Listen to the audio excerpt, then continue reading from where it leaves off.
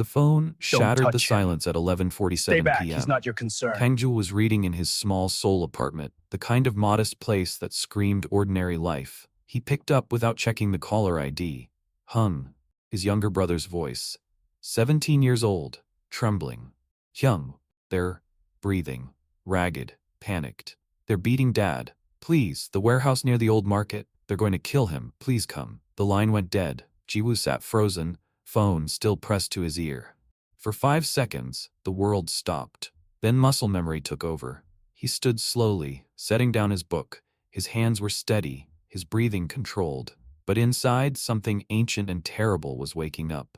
Something he'd buried 6 years ago, when he'd walked away from a life most people only whispered about. The life of the Shadow Crown heir. The warehouse near the old market. He knew exactly where that was. Knew who controlled that territory. Knew what kind of men operated there. And they had no idea what they'd just awakened. Jiwoo didn't rush, didn't grab weapons, just pulled on his black coat, pocketed his phone, and walked out the door. Calm, deliberate, terrifying. The Shadow Crown was rising, and this time it answered only to blood. The elevator ride down felt eternal. Jiwoo stared at his reflection in the polished steel doors. He looked ordinary. Plain jacket, jeans, nothing that suggested power or violence or the empire he'd once been groomed to inherit. That was intentional. For 6 years, he'd worked to erase that person, to become invisible, to live quietly as a freelance translator, helping his father pay bills, watching his younger brother grow up safely away from the darkness Jiwoo had escaped. His father didn't know the full truth of what Jiwoo had been. The younger brother, Minho, knew only stories. Whispers about an older brother who'd once been connected to dangerous people. They thought Jiwoo had left that world because he was weak, because he couldn't handle it. They were wrong. Jiwoo had left because he'd been too good at it. Too cold, too efficient, too comfortable with the power that came from making men fear you. He'd left before he became the monster they wanted him to be. But now those same men, or men like them, had touched his family, had beaten his father, had made his baby brother cry in terror. The elevator doors opened. Jiwoo stepped out into the Seoul night, and the man who'd been sleeping for 6 years opened his eyes. Memories flashed as Jiwoo walked. Not the full picture, just fragments, sharp, vivid, painful. A luxury office overlooking Seoul. Floor-to-ceiling windows. Men in expensive suits standing when he entered. All older than him, all dangerous, all bowing. The ring on his finger, black metal, carved with an ancient symbol. The Shadow Crown. Not a literal crown, a title, a legacy passed through 3 generations. His grandfather had built it from nothing. His father, no, not his father, his uncle, the man who'd raised him after his parents died, who'd trained him, shaped him, prepared him to rule an empire built on fear and loyalty and absolute control. Jiwoo had been 20 when his uncle died. The organization had expected him to step up, to claim the crown fully. Instead, he'd walked away, burned his contacts, changed his name slightly, disappeared into ordinary life, let the empire fracture and scatter without its heir. Some called it cowardice. But Jiwoo knew the truth. Walking away from that much power took more strength than claiming it. He'd chosen his father, his real father, and his half-brother over the crown, chosen normalcy over dominance. Until tonight. Until someone had made the mistake of thinking the Shadow Crown was truly gone. The warehouse appeared ahead. Jiwoo's pace didn't change, but his eyes went cold. Jiwoo had pieced together the situation from Minho's panicked call. Their father, Kang Daejung, was a good man, honest, hardworking, but not wise with money. The view from here is 6 clear. months ago, he'd Let's borrowed turn from the this wrong vision into people, reality. not traditional Ready. banks. Private financiers who charged interest rates that could never be repaid. Loan sharks dressed in business suits. Jiwoo had offered to help. His translation work paid well enough. But his father had refused. Pride. Shame. The belief that he could handle it himself. Now those financiers had come to collect, publicly, violently. They'd taken Daejung to an abandoned warehouse, the kind of place where screams didn't carry, where lessons were taught to other debtors, where men like Jiwoo's father were broken as examples. Daejung wasn't part of that world, didn't understand its rules, probably tried to reason with them, to explain, to beg for more time. They wouldn't care. Men like that saw mercy as weakness, saw compassion as opportunity. They'd beat him, humiliate him, maybe kill him. And they'd expect no consequences because Kang Daejung was nobody. Just another debtor who couldn't pay. They didn't know about Jiwoo. Didn't know that Daejung's oldest son had once been someone very different. Someone who'd made men like them kneel. That ignorance was about to cost them everything. Jiwoo didn't run. Running suggested panic, fear, desperation. He walked with measured steps, hands in pockets, expression neutral. Anyone watching would see an ordinary man taking a late-night stroll. They wouldn't see the calculations happening behind his eyes. The warehouse was in old territory, ground he'd known intimately 6 years ago. 3 entrances, 1 main, 2 service doors.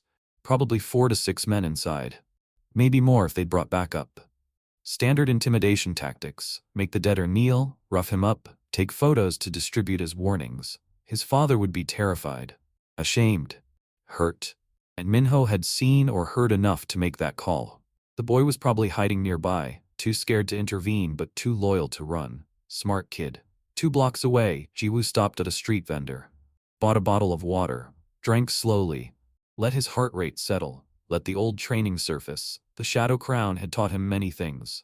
Violence was the least important. True power came from presence, from understanding fear, from knowing exactly how much pressure to apply to break someone without ever raising your voice.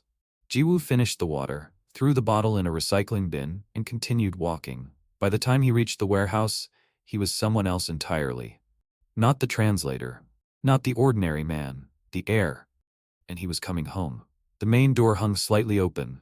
Light spilled from inside. Jiwoo could hear voices. Rough, aggressive, punctuated by impacts. His father's voice pleading, "Please, I just need more time. I'm working extra shifts."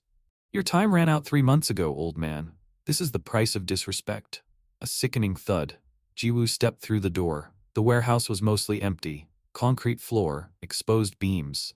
In the center, 5 men surrounded his father. Daejun was on his knees, face bloodied, hands zip-tied behind his back.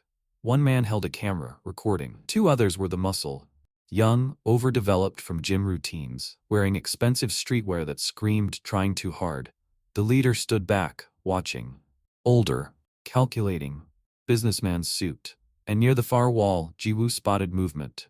Minho, hiding behind some crates, phone in hand, tears streaming down his face. The men hadn't noticed Jiwoo yet. They were too focused on their performance, on the lesson they were teaching. "You borrowed 2 million won," the leader said. "With interest, you now owe 8 million. Pay by tomorrow or we take your shop." "I don't have." Another kick to Daejung's ribs. That's when one of the muscle guys noticed Jiwoo standing in the doorway. "Who the hell are you?"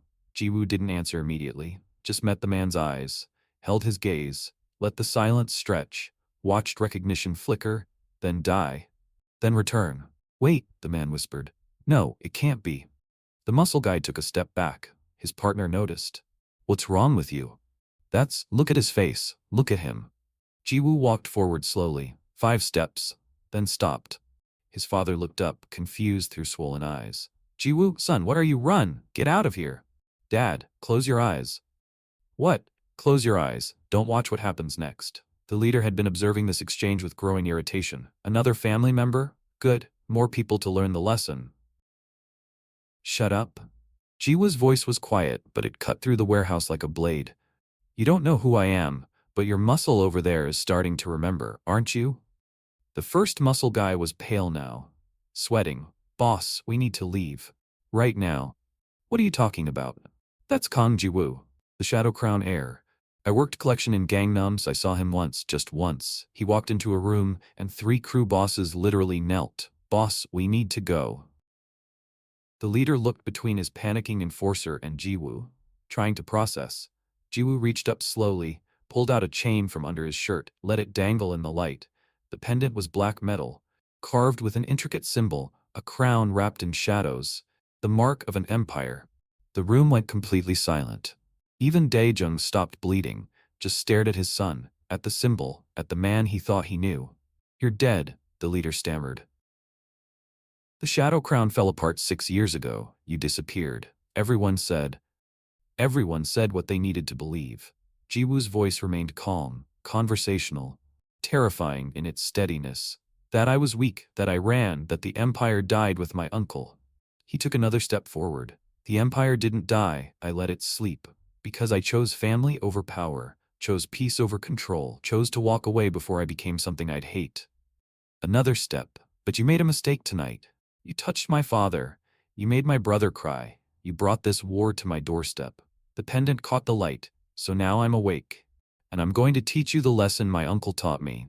The Shadow Crown doesn't rule through violence. It rules through certainty, through making people understand, deeply completely, that resistance is futile. He stopped 5 feet from the leader. Cut my father loose, now. Nobody moved. Jiwoo pulled out his phone, dialed a number he hadn't called in 6 years. It rang once. It's me. A pause. Then a voice on the other end, shocked, reverent. My lord, we didn't know if. I need a retrieval team at my location. 5 targets for processing. Standard intimidation protocols, non-lethal. And I need it in 10 minutes. Yes, my lord, right away. Jiwoo hung up, looked at the leader. You have 10 minutes to decide how this ends. Easy or hard, your choice. The leader tried to hold his ground. Failed. You can't just. We work for Choi Industries, legitimate business, if you threaten us. Choi Industries runs illegal lending through 3 shell companies. I know because I structured the model they copied 6 years ago. I also know your boss's real name, his offshore accounts, and which prosecutor he's bribing. Would you like me to continue? The leader's face went white. How do you? Because I taught this game. You're all playing with rules I wrote. Now cut my father loose. The first muscle guy moved immediately, pulled out a knife and sliced through the zip ties on Daejung's wrists. Daejung stumbled up, confused, terrified. Jiwoo didn't look at him. Kept his eyes on the leader. Dad, go to Minho. Take him outside. Wait for me there. Jiwoo, what is this? What are you? Dad, please, trust me. Go. Daejung hesitated, then limped toward where Minho was hiding. The brothers helped each other toward the exit, Minho supporting their father. Jiwoo waited until they were gone. Then his entire demeanor shifted. The calm cracked, not into rage, into something colder. Your men are going to tell you to fight, to try to salvage this. Don't listen to them. They're young, stupid. They think violence equals power. You're older, smarter. You know better. The leader was shaking now. What do you want? I want you to understand that you bet on the wrong family, that you pushed the wrong debtor, that you awakened something that should have stayed sleeping. The sound of engines approached. Multiple vehicles. My people are here. You're going to leave with them. They're going to explain exactly why challenging the Shadow Crown was the worst decision of your life. Then they're going to release you, unharmed, with a message. What message? Tell Choi Industries the debt is forgiven. Tell them to burn their records. Tell them that Kang Daejung is untouchable. And tell them. Jiwoo's smile was colder than his voice. Tell them the crown has returned. The warehouse door opened. 6 men entered. They wore dark suits, moved with military precision, and when they saw Jiwoo, they did something the financiers couldn't process. They bowed. Not casual nods, deep, respectful bows. My lord, the lead man said, we're here. Thank you, Taeyang. Take these 5 to the secondary location. Standard protocol. Release them by dawn with the message I discussed. No permanent harm. Understood. The financiers didn't resist. They'd seen the recognition, the loyalty, the proof that everything they'd feared was true. As Taeyang's team escorted them out, the leader looked back at Jiwoo. Why are you letting us go? Because my uncle taught me that killing people makes martyrs. Humiliating them makes examples. You're going to go home tonight. Tell your boss what happened, and he's going to make a choice. Accept the mercy I'm offering, or test whether I'm still the same person who once made his organization kneel. And if he tests you? Jiwoo's expression didn't change. Then I'll remind him why the Shadow Crown never needed to kill to control this city.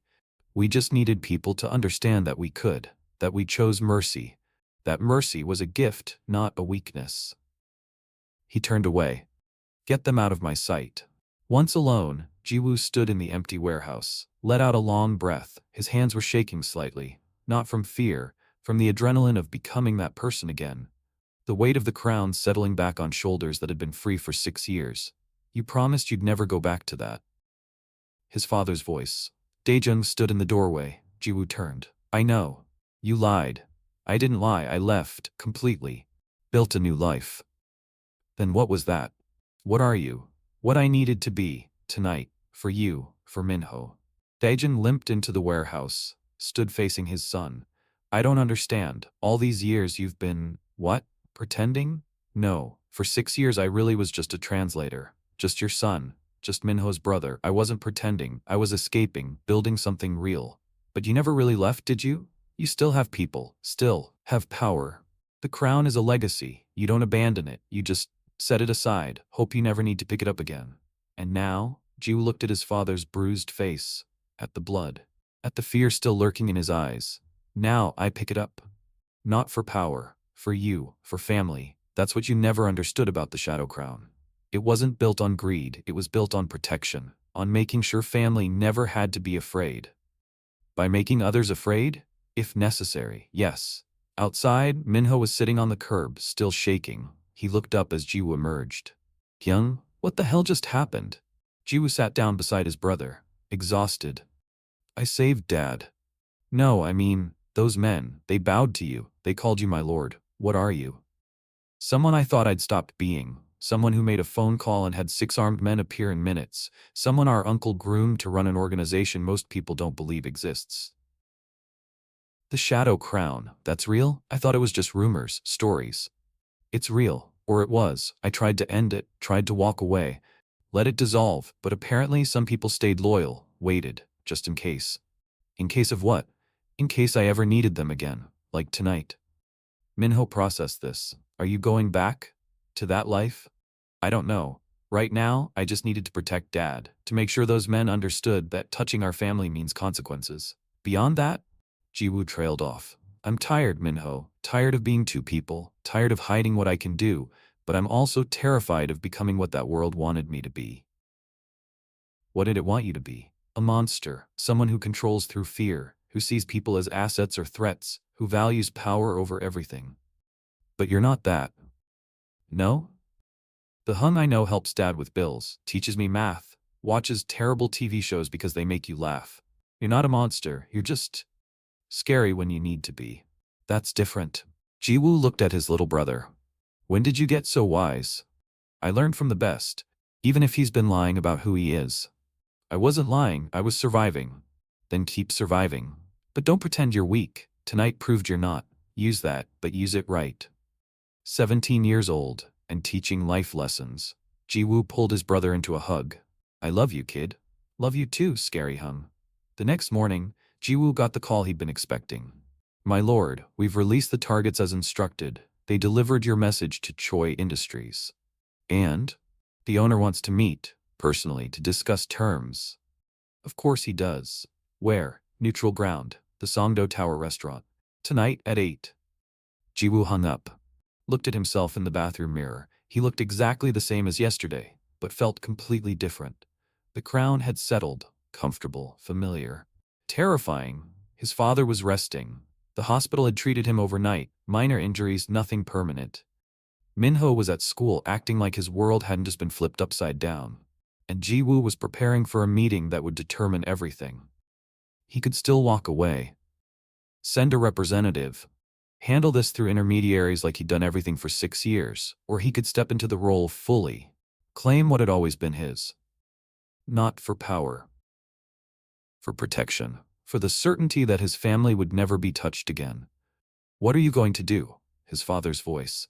Daejung stood in the doorway, bruised but standing. I'm going to a meeting to make sure what happened to you never happens again. By becoming them? The people who hurt me? No, by being what I was trained to be. Someone who controls those people, who makes them think twice before hurting anyone.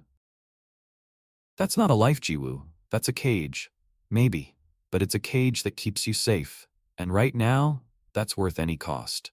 His father had no answer for that. The Songdo Tower restaurant was exactly what Jiwoo expected. Expensive, exclusive, the kind of place where deals were made over meals worth a month's salary.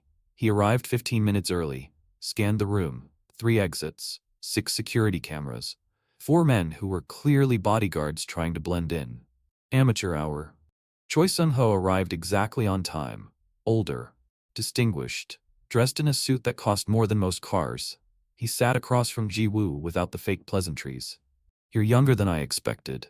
I'm exactly what you should have expected if you'd done your research. The Shadow Crown fell apart 6 years ago. No, I let it rest. There's a difference. Semantics. Accuracy. Your men beat my father. That was a mistake. I responded with measured force. That was mercy. Now we're here. What do you want? Sun Ho studied Ji-woo. I want to understand. You disappeared for 6 years. Let your empire dissolve. Now you're back for what? A 2 million won debt? That's beneath some with your history. It's not about money. It's about principle. You touched my family. That requires response. So you humiliated my collection team, froze my assets for 12 hours, and exposed 3 shell companies to financial regulators. Very measured. I could have done worse. Could you? You've been gone a long time. Power shifts. Alliances change. What makes you think you still have any real authority?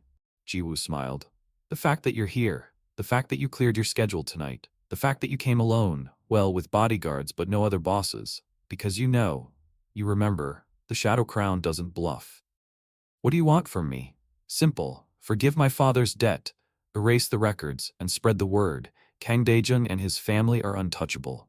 Anyone who challenges that challenges me directly. And in return, I don't burn your entire organization into the ground. I think that's fair. Sun Ho laughed. You're serious? You think you can threaten me in my own city? Not your city. Never was. You're a businessman playing at power. I was raised for this, trained by the best. You operate through fear. I operate through certainty. There's a difference. Enlighten me. Fear makes people reactive, unpredictable, violent. Certainty makes them compliant. I don't need to threaten you. I just need you to understand, absolutely, that crossing me has consequences you can't survive. You're calculating right now, weighing options, considering whether I'm bluffing. Ji-woo leaned forward. I'm not. The assets I froze. That was a warning. A demonstration. I froze them for 12 hours to prove I could. I can make it permanent with one call. I can expose every illegal operation you run. I can make prosecutors who've been ignoring you suddenly very interested. I can dismantle what you've built in a week. Or you can accept my very generous terms, forgive a small debt, spread the word about my family, and we never have to interact again. You continue your business. I continue my life. Everyone wins. Except my reputation takes a hit. Word spreads that the Shadow Crown made me back down. Word spreads that you were smart enough to avoid unnecessary conflict. That's leadership, not weakness. Sun Ho considered this. If I agree, and I'm not saying I am, what stops you from coming after me later? Using this as leverage? My word, I don't want your business, don't want your territory, don't want anything except my family's safety. Give me that, and you'll never hear from me again. How do I know I can trust you? Because I could have destroyed you already and didn't. That should tell you everything. The silence stretched. Finally, Sun Ho nodded. The debt is forgiven. Records erased. Your family is untouchable. We have an agreement. Good. Then enjoy your meal. I have somewhere to be. Ji-woo stood, left cash for a meal he hadn't ordered, and walked out. Behind him, Sun Ho sat alone, realizing he'd just been outmaneuvered by someone half his age. The Shadow Crown wasn't a threat. It was a fact, and facts didn't negotiate. The rumors started spreading within hours, not through official channels, through whispers, street-level conversations, coded messages, and group chats. The Shadow Crown is back. Kang Ji-woo made Choi Sun-ho bow. The heir returned. Min-ho heard them at school. Overheard 2 seniors talking about underground power shifts. Didn't mention that the person they were discussing was his older brother. He came home to find Ji-woo making dinner. Normal, domestic, completely at odds with the mythology spreading through Seoul's underworld. Hyun, people are talking about you. I know. Doesn't that bother you? Yes and no. I don't want attention. But attention serves a purpose. The more people talk, the more real it becomes. The more real it becomes, the safer you and Dad are. Because they fear you. Because they respect boundaries. Fear is just the enforcement mechanism. Respect is the goal.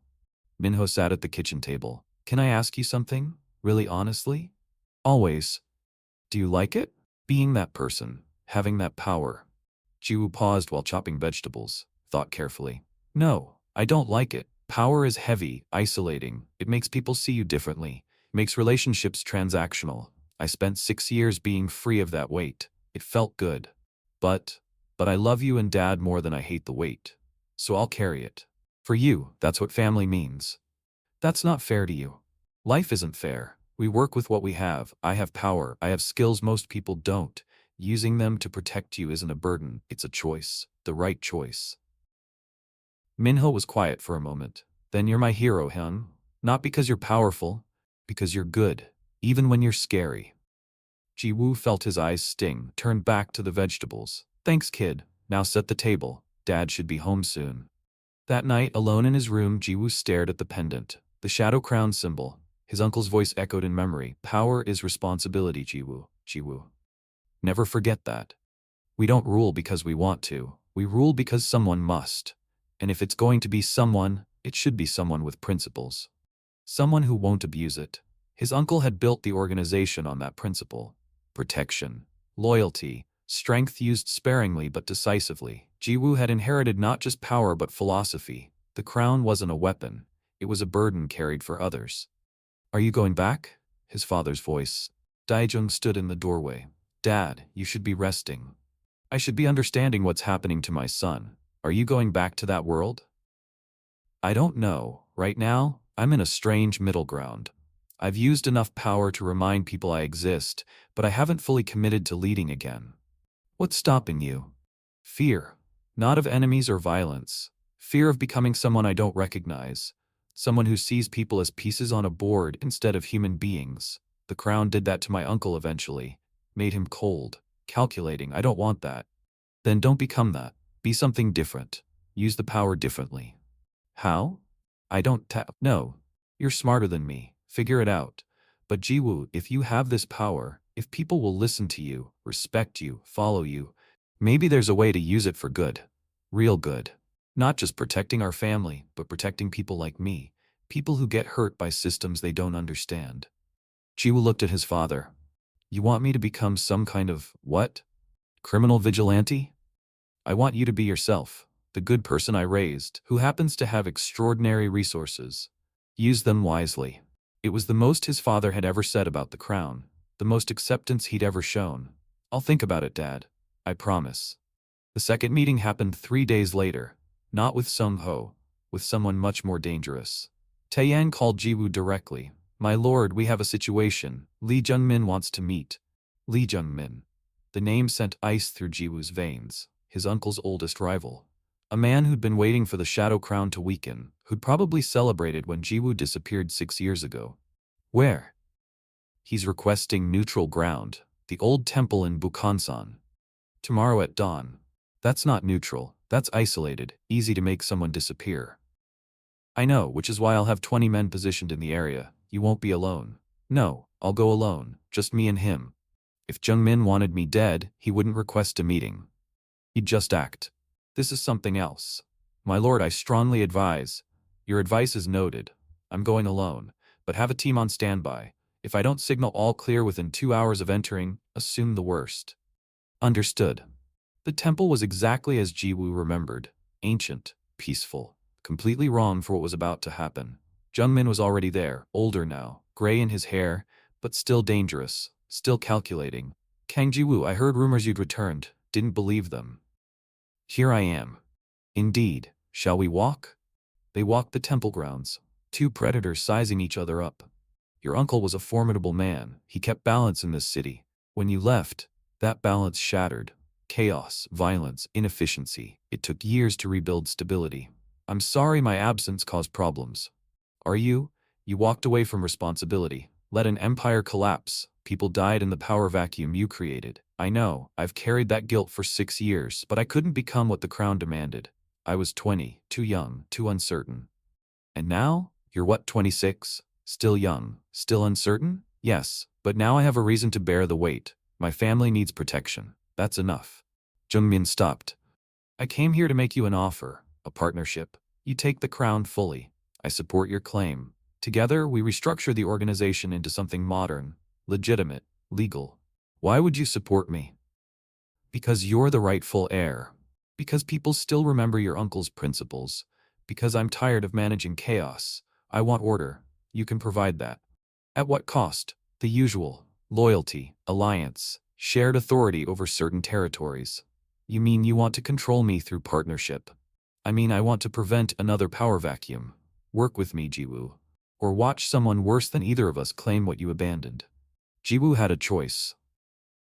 Accept Jungmin's offer and return fully to the world he'd escaped, or refuse and risk someone more violent claiming the crown. I need time to think. Time is a luxury we don't have. Other players are moving, young, ambitious, violent. They see the crown as a prize, not a responsibility. If you don't claim it soon, they will. Then let them. I never wanted this, but it's yours, your legacy, your responsibility. You can't just walk away from. I already did. 6 years ago, I walked away because I chose family over power. That hasn't changed. Then why did you use the crown's authority to protect your father? Why make that phone call? Why remind the city you exist? The question hit hard, because Jungmin was right. Jiwoo had used the power, had embraced the crown when it served him. I used it for protection, not dominance. There's no difference. The moment you picked up the phone, you became the crown again. You can pretend you're just a translator, just a normal man. But everyone who matters knows the truth. You're the heir, the only legitimate heir, and you're choosing to let chaos reign rather than accept your birthright. My birthright is a burden I never asked for. None of us ask for our burdens. We're born into them, shaped by them. Your uncle understood that. He taught you that.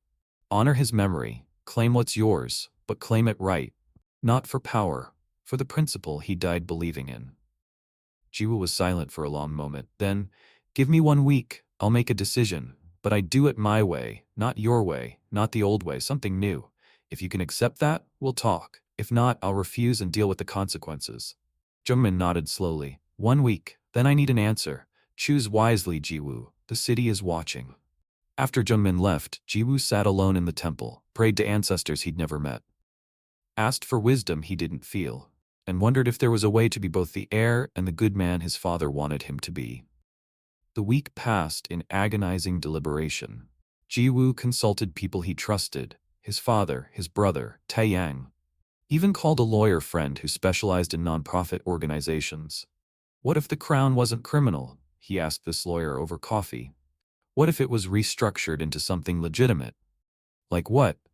Protection services, security consulting, legal advocacy for vulnerable populations, using the organization's resources and reach for good instead of crime. That's ambitious and difficult. You'd need to completely restructure, cut ties with illegal operations, face resistance from people invested in the old ways. But theoretically possible? Theoretically? Yes. Practically, it would take years, significant capital, political connections, and you'd be fighting people who benefit from the current system. But it could be done. If you're willing to commit completely, no half measures, you'd have to transform from the ground up. Jiwoo made his decision. Called Jungmin. I accept, This is so but with good. conditions. I'm glad you like we it. restructure Eat everything. some more vegetables too. Go completely Okay. legitimate. Good boy. Use our influence to protect people instead of exploit them. It'll take time. It'll be hard. But if you want my leadership, that's the price. Jungmin was quiet, then laughed. Your uncle would be proud and furious. He always believed in the principles but never had the courage to go fully legal. You're braver than he was. Or more naive. Maybe. But I'll support you. Not everyone will. Prepare for resistance. I've been preparing my whole life. 3 months later, the transformation began. The Shadow Crown became a registered security consulting firm. Illegal operations were systematically shut down or converted. People who refused to change were let go with generous severance. It wasn't perfect, it wasn't fast, but it was real. And slowly, impossibly, the crown became something new. Not a criminal empire, but a force for protection, for advocacy, for using power responsibly. Jiwoo's father watched this transformation with pride. You did it, you found a way. We'll see, it's early, could still fail. But you're trying, that's what matters. 6 months after that phone call, Jiwoo sat in his family's small apartment. His father was cooking dinner, his favorite, kimchi jjigae.